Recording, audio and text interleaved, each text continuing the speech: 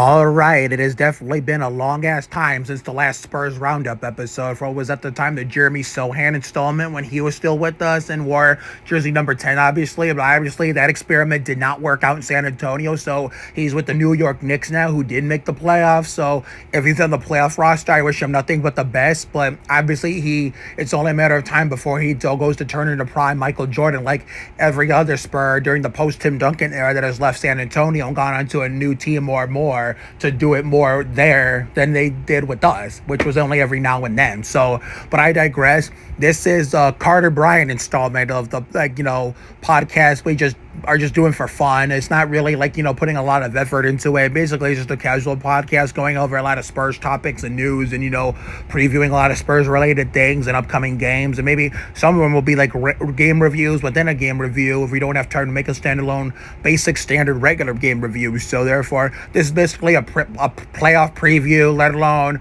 how far we think we could go in the playoffs, and basically a preview of the first round that starts tomorrow night, after the spring Kansas NASCAR Winston Cup race, on Fox at 2 o'clock, in which the playoff game against the Blazers in San Antonio at the SBC Center is at 9 p.m. So we'll have plenty of time to prepare after the race is over. So let's do a little playoff preview, let alone a series of first round preview to get this episode fully into gear and get this podcast back going again. And basically, we have to complete this now because therefore, I know it's 2:51 here on the East Coast Northeast, almost 3 in the morning, but I've been putting this off for so long, but I want to make sure I get it done before we, play a single playoff minute, so let's get into it. Unfortunately, the only injury we have is J-Mac, and unfortunately, because it's one of my homeboys, and I remember how it happened, because I thought it was just mysterious or something. No, remember the regular season finale last Sunday, where he basically landed awkwardly at his ankle, but hey, just like Wembenyama with, the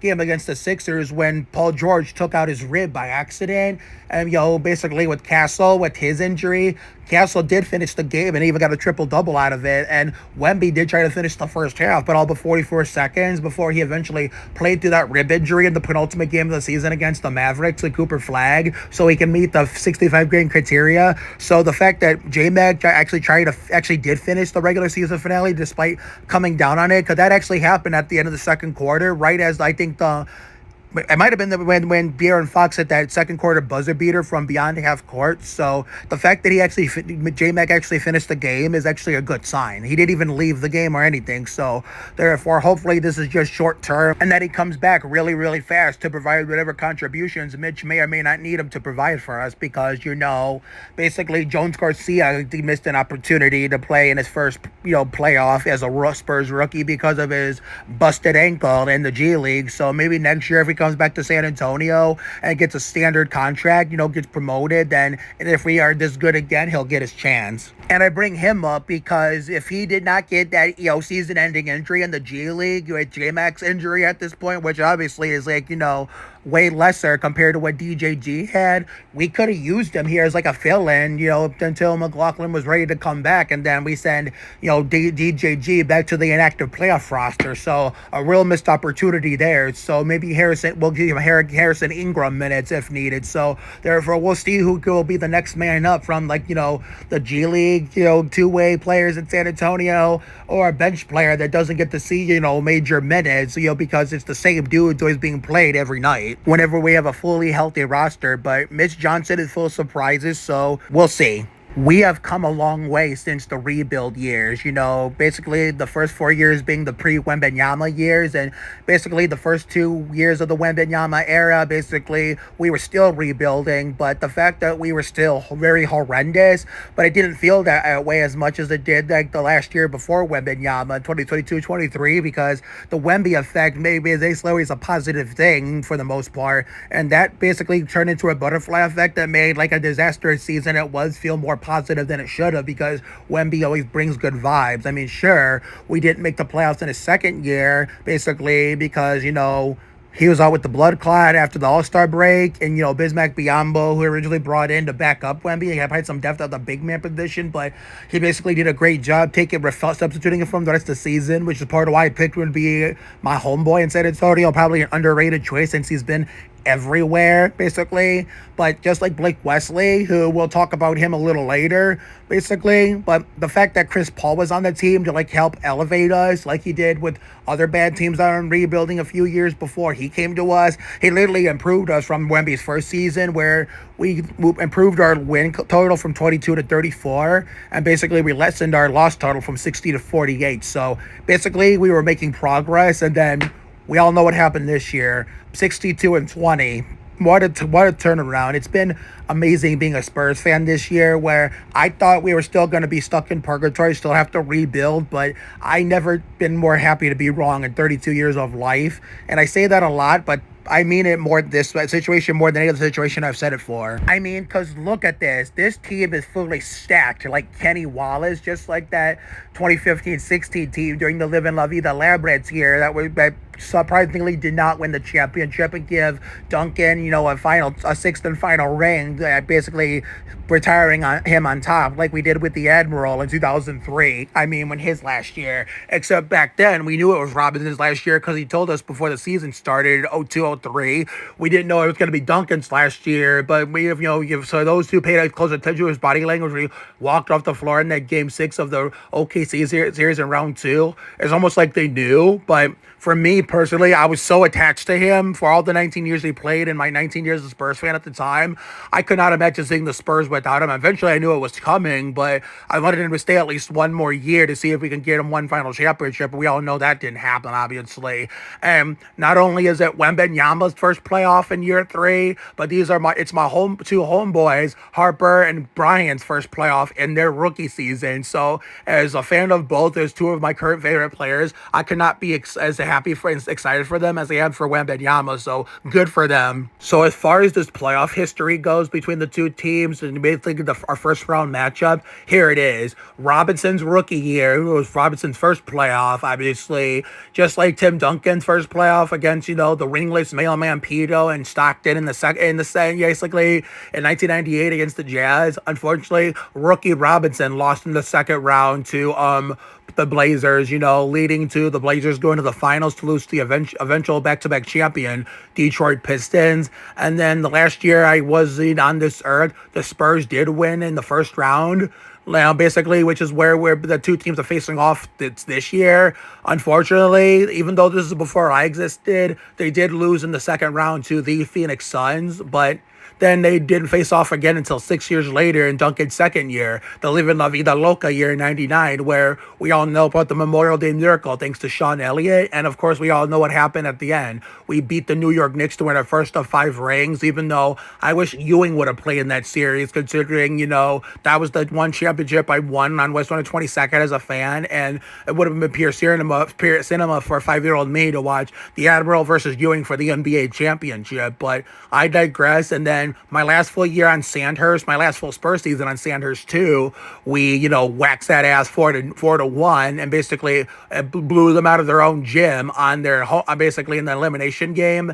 And basically, we all know what happened. We won the championship and got ourselves redemption against Miami, and sent LaFleur and Six's bum ass back to Cleveland, and basically took all of his fake, annoying, toxic ass bandwagon fans away from basically the Miami Heat franchise that made true Heat fans that have existed since 1988 look really, really bad. And so now they went back to Cleveland. They went back to Cleveland with him, and now they're like in Los Angeles now, making like diehard Laker fans, the true Laker fans that have existed since their first year in Los Angeles, look really, really bad. So those were the Heat fans I had no problem with back then. It was the LeBron bandwagons that basically drove me up a wall to the point as to why I was a Heat hater. But I was not really a lifetime Heat hater. It was only a short period of time because of LeBron's stupid ass bandwagon fans. Other than that, I've had no issue with Miami other than that, because their true fans have existed since 1988. The only reason why they got more fans than that because they're like the LeBron bandwagons. That's why. So therefore, now we fast forward to 2020. 2026. So we know Wembenyama did not play in any of the 3 matchups against the Blazers the Spurs had, and basically I think we won all of them if I'm not mistaken. But now that he is playing, obviously playoffs are a whole different animal compared to regular season. But now that the Portland will have to deal with Wembenyama, it might be a whole different animal for them, where it may not be as easy for them. But you got to watch out for Denny Advi on it. I hate that Damian Lillard decided to come back, considering he felt bad for leaving when he didn't have a choice. He doesn't get to play in his first playoff back for his lifetime team that everybody knows him for more than Milwaukee. So therefore I thought he was going to come back, basically try to come back for the playoffs, but apparently his injury is too a little severe to come back that soon. So better safe than sorry to risk injuring him even further, like what happened to Halliburton in the finals last year when they thought he could, basically play through that injury he suffered in Game 6, and look what happened. So therefore, we do not want that happening to us with J-Mac's situation. We didn't want it happen with Wembanyama because of the ribs so close to the end of the season, and I'm sure Blazers fans don't want that happening to Dame when now he's back in Portland to basically finish his career. So tomorrow I'm looking forward to Game 1 after the NASCAR Winston Cup race at Kansas on Fox. I know Tuesday for Rob Riggle's birthday, we're gonna, basically watch Game 2 on NBC and celebrate it there after Sandy Ridge time before that. And before that, we go to Olive Garden for lunch with my work and celebrate there and pump ourselves up for that game. And then Game 3 after, we play basketball with my work for our once every 3 months game for April for spring. Therefore, whether we win the trophy or not, I'm looking forward to that game later that night because we're going to be too tired for New Sandy Ridge because we're going to be running up and down a hardwood floor all day long to the point where we're not going to have the energy to, be in the happiest place in Northeast Ohio once we come home from work. So we're going to go home, take a shower, put comfortable Spurs clothes on because it would make sense to keep the Spurs uniform on in that situation. So therefore, because it's going to be a 10:30 game, it's West Coast game, but since we don't have to work the next day, it's no big deal. We could stay up all night and watch the whole thing. So our sleep schedule is going to be fucked up as it already is and won't even hurt us. So therefore, but also, we want to watch the Aaron's 312 at Talladega the next day, so we got to be mindful too. Just a little bit. And I say be mindful a little bit because I forgot about the Aaron's 312, and that's an OG race, so we might as well tune into that, right? Because guess what's the next day after the Aaron's 312 and 2 days after the Game 3, the Aaron's 499 at Talladega, and basically we'll be going out at the same time as Game 4 because the race starts at 3 and Game 4 starts at 3:30. So there's gonna be a lot of channel flipping between Fox and the Estupido Pendejo Network, and a bunch of overload screaming about 2 different things. Like one moment it could be the big one, and then 5 minutes later San Antonio goes bang bang Tito Puente from 3-point land, and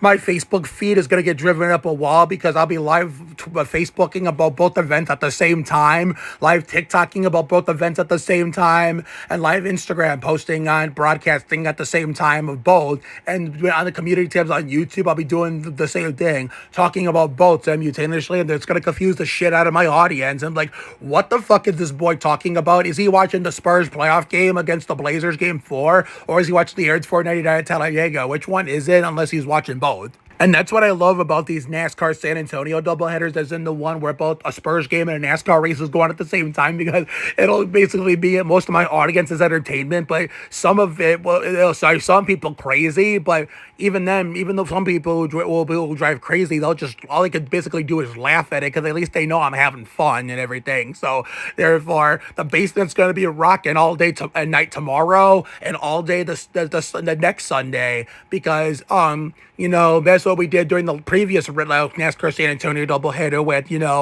the Fruit City 500 by day and the Spurs regular season finale by night. The basement was rocking all day and night. Same with the first NASCAR San Antonio doubleheader of 2026. The Subway Fresh Fit was basically the basement was rocking in the day, and then after we went to see the older queen of tearing shit up for what was her James Siler's 13th birthday in the garage and give her the Spurs Jackals clap for as a birthday present, we literally left there at 8:01 for the Spurs to face the cheating McDouchebags on NBC in San Antonio, and the basement was rocking in that part of the day too. So double the fun, I guess. The last thing I'll mention here in this Spurs Roundup episode before you have to finish the laundry, it'll be a full-on Spurs reunion, because because, remember Thiago Splitter, who won a championship with us in 2014 after getting humiliatingly blocked in game 2 of the previous year, where we almost won in 6 games? Well, he's coaching the Blazers now, so therefore he'll get to coach against his former team in the playoffs. So a full circle moment right there. And I had the honor of meeting him here in person in Cleveland against the Cavaliers in,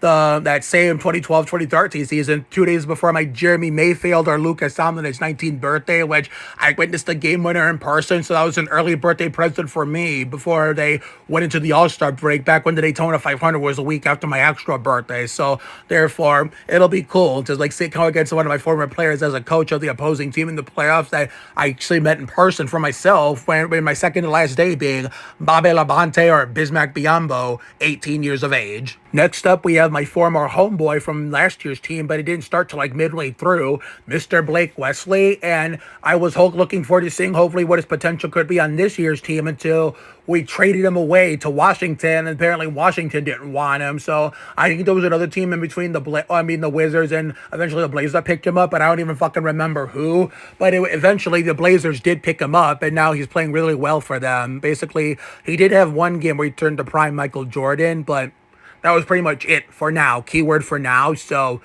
I wouldn't be surprised if he has a prime Michael Jordan game against us if, Thiago actually plays him and gives him, meaningful minutes, basically. But it only is going to mean anything in a single individual game, whatever, if he does this, and in any of the games we played this series, if the Blazers win, because even if he has a prime Michael Jordan game, that's good for him. I mean, obviously, all these Spurs that left to go to different teams do it more with their new teams than they did with the San Antonio. But realistically, no Blake Wesley or Trailblazer hate and involved. It's just basically common sense over personal feelings. Basically, if he has a prime Michael Jordan type game in any individual game of this 7-game first-round series, and the Blazers end up losing whatever game he does that in, it's literally just going to go to waste. Because, Duncan had a monster game 6 in the finals, 30 points, 17 rebounds, and unfortunately it went to waste because we all know what happened in the final outcome. And last but not least, the same guy, well, not the same guy, this guy who basically was a rookie that same year when Wemby was a rookie, but obviously we eventually had to let him go, but basically for,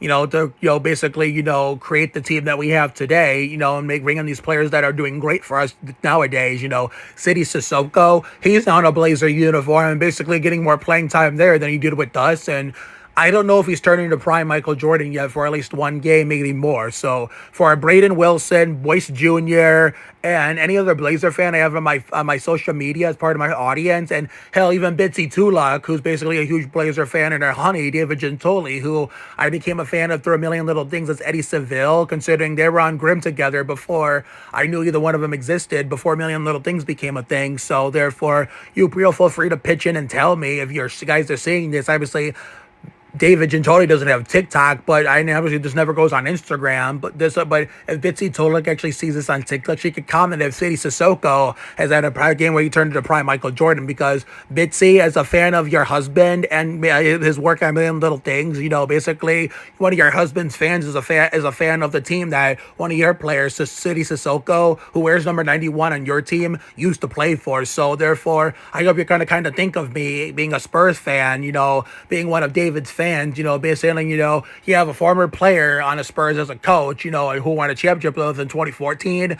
You have a former Spurs player who was one of my homeboys back midway through last year's team, Blake Wesley. And now you have one former Spurs player who was a rookie with Wembanyama on that, rookie Wembanyama team and the first of last 2 rebuilding seasons. So it's going to be a full circle moment. I look forward to tomorrow night after the checkered flag falls at Kansas Speedway on Fox. So have a good night tonight and a better day tomorrow. Take care, everyone. Good night. And I will see you all for what will be the next recap video, which will be a combination of, recapping the spring Kansas race, but probably by a recap video going over the basically game 1 of the series. So, but if we run out of time to do it tomorrow, then we'll just do it on Monday, basically, since it's going to be cold as shit outside. So no Sandy Ridge time, no outdoor activities. So we will make that recap video on Monday before we finish what we started with the laundry. So I will see you all for that next video, whenever that may be. And as always,